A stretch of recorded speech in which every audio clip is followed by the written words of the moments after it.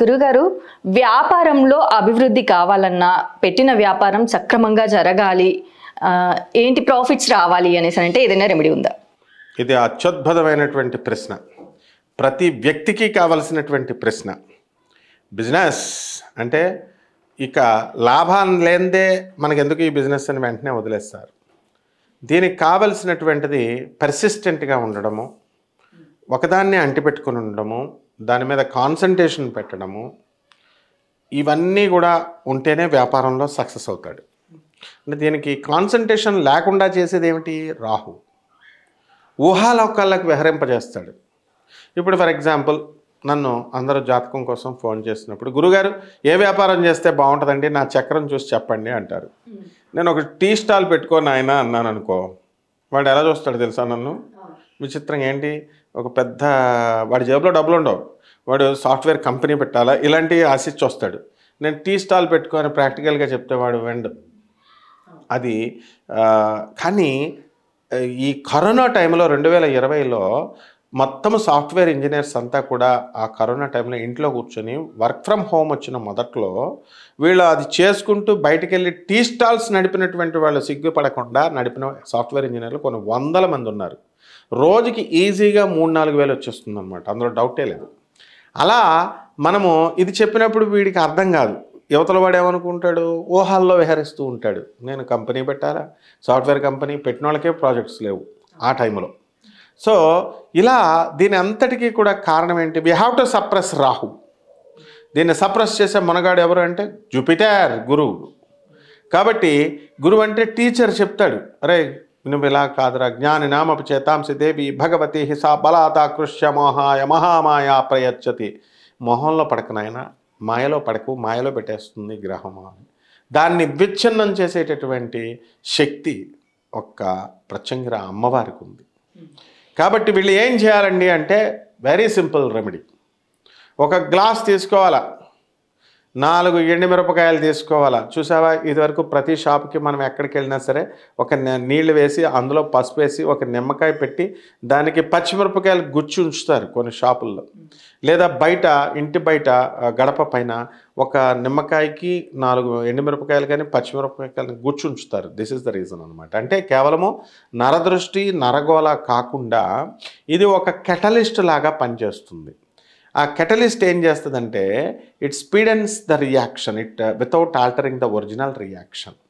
అంటే ఒక క్రియ జరుగుతున్నప్పుడు దాన్ని పెంచుతుంది ఇంకా ముందుకి, అంతేకాని దాన్ని రియాక్షన్ మాత్రం ఆపదు. అంటే జరిగేటటువంటి మినిమం వ్యాపారాన్ని పాడు చేయకుండా డైలీ బిజినెస్ రోజుకి 4,000 వస్తుంది అనుకో, 4,000 రప్పిస్తుంది. ఇంకా పెంచుద్ది క్రియ చేయడం వల్ల. ఇది 4,000 6,000 8,000 చేస్తుంది. అది కిరాణా వ్యాపారమైనా, పెద్ద కార్పొరేట్ హాస్పిటల్ అయినా. చందనా బ్రదర్స్ చేత నేను చేయించింది, చందనా బ్రదర్స్ చేత, అందుకని చెప్తున్నాను. మోహన్ రావు గారి దగ్గర నుంచి, కేదారేష్ దగ్గర నుంచి వాళ్ళంతా మా రాజమండ్రి వాళ్ళు కంప్లీట్గా. రమేష్, చందనా రమేష్, అతను నా శిష్యుడు, ఎమ్మెల్యేకి ఒక చేశాడు.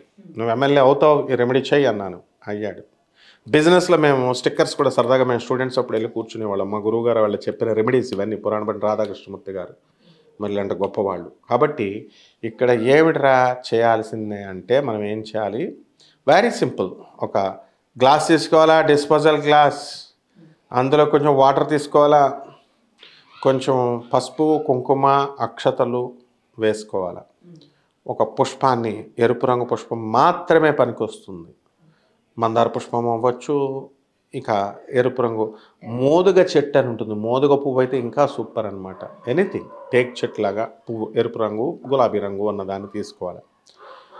4 పచ్చిమిరపకాయలు, 3 ఎండుమిరపకాయలు దానికి అందులో వేయాలి. ఒక పసుపు కొమ్ము వేయాలి. వేసి దానిపైన ఇలా మూత పెట్టి మమ వ్యాపార వృద్ధ్యర్థం ఏ కర్మణాం కరిష్యే పూజాం యథాశక్తి కరిష్యే అని చెప్పేసి 2 అక్షంతలు వేసేసి గోత్రనామాలు చెప్పుకోవాలి. చెప్పుకున్న తర్వాత అమ్మవారికి చక్కగా ప్రత్యంగిర అమ్మవారికి అంటే పార్వతి అమ్మవారికి హారతి ఇవ్వాలి. తర్వాత నైవేద్యం ఏమిటో తెలుసా, నల్ల నువ్వుల ఉండ పెట్టాలి.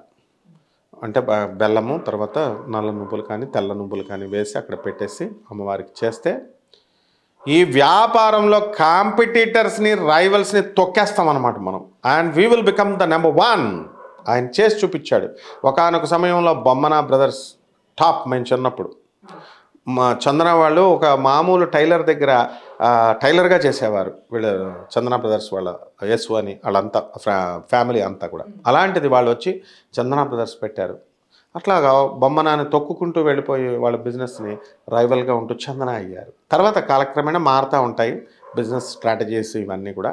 సో ఆయన చేశాడు కాబట్టి అంత స్థాయికి వెళ్ళాడు. చిన్న రాజమండ్రిలో తాడి తోట అని చిన్న షాప్ పెట్టింది, హైదరాబాద్లో పెట్టారు, విజయవాడలో పెట్టారు, ఇప్పటికి ఇంకా నడుస్తున్నాయి. ఆయన పొలిటీషియన్గా ఎమ్మెల్యేగా ఎదిగారు. మరి ఈ రకంగా చక్కగా ఒక మనిషి అభివృద్ధి చెందొచ్చు ఏ వ్యాపారమైనా సరే. కాబట్టి మార్వాడీలను నువ్వు గమనించు. మార్వాడీలు ఇది కరెక్ట్గా ఎప్పుడు చేయాలండి అంటే కరెక్ట్గా ప్రదోష సమయంలో చేయాలి. అంటే ఆవులు ఇంటికి వచ్చి తిరిగి వచ్చే సమయంలో మాత్రమే చేయాలి. అంటే కరెక్ట్గా సూర్యుడు దిగుతున్న టైము, ప్రదోష శివుడు నాట్యం చేస్తూ ఉంటాడు ఆకాశంలో. ఆ టైంలో ఆ ఆవులు ఇంటికి తిరిగి వచ్చే సమయంలో చేయాలంటే 5:30 ఆ ప్రాంతంలో అది చేసినట్లయితే వాళ్ళు ఏం చేస్తారు, రోజు హారతప్పుడు ఇస్తారు, కొబ్బరికాయ కొడతారు. అండ్ అందువల్లనే ప్రతి మార్వాడి షాపు వాడి ఎక్కడన్నా చూడడం కళకళలాడుతూ ఉంటుంది. నువ్వు కూడా చక్కగా మార్వాడి అమ్మాయి లక్ష్మీదేవిలాగా చక్కగా ఉన్నావు కాబట్టి లక్ష్మీ యొక్క కటాక్షంతో వీళ్ళందరికీ కూడా నెంబర్ 1గా అవుతారమ్మా. మరి గురువుగారు దీన్ని ఆడవారు చేయాలా లేదంటే మగవారు చేయాలా? దీనికి మగవాళ్ళు ఒళ్ళు వంచాలా ఫస్ట్. ఎందుకనంటే చాలామంది ఆడవాళ్ళు పాపం వాళ్ళు నిచ్చబొచ్చు చేసుకుంటారు. వాళ్ళు ఇది స్పెషల్ రెమెడీస్ కదా. మగవాళ్ళు అందుబాటులో ఉన్నప్పుడు చాలామంది మగవాళ్ళు చేస్తుంటే భార్యలు తిడతారు కూడా. ఏంటి ఎంతసేపు పూజలు చేస్తున్నావు, నువ్వు వెళ్ళు పని చేయి, డ్యూటీ చేయి ఫస్ట్, బట్ పూజలు చేస్తే వస్తుందా అని చాలామంది పాపం మగవాళ్ళు వాళ్ళు సర్ది చెప్పుకొని చేసుకుంటారు. కాబట్టి ఇద్దరూ చేయొచ్చు. ఎప్పుడంటే మగవాడు వాళ్ళ వ్యాపారం స్థలంలో ఉన్నప్పుడు వాళ్ళు చేస్తారు. మార్వాడీలను అబ్జర్వ్ చేయండి. వాళ్ళు లేనప్పుడు వాళ్ళ ఫ్యామిలీ మెంబర్స్ ఎవరైనా ఆడవాళ్ళు కూడా చేయొచ్చు, ఇంటికి యజమానురాలు కూడా చేయొచ్చు అన్నమాట. కాబట్టి వీలున్నంత వరకు ఇంటి యజమాని చేస్తే మంచిది. తర్వాత లేని టైంలో ఈ వీళ్ళు చేస్తే సరిపోతుందమ్మా. అంటే ఏ రోజున చేయాలంటారు? ఇది కూడా కరెక్ట్గా మంగళవారం మాత్రమే చేయాలి. మంగళవారం నాడు వారానికి ఒక్కసారి కనుక ఇది చేసేసి ఆ తర్వాత అవన్నీ తీసుకెళ్ళేసి ఒక చెరువులో కలిపేసేయాలి.